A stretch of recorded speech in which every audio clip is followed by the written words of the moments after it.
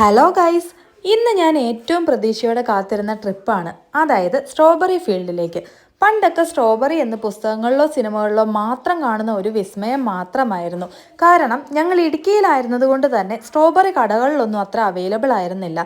ദൈവമേ, ഇതിൻ്റെ ടേസ്റ്റ് എന്തായിരിക്കും എന്നൊക്കെ പലപ്പോഴും ആലോചിച്ചിട്ടുണ്ട്.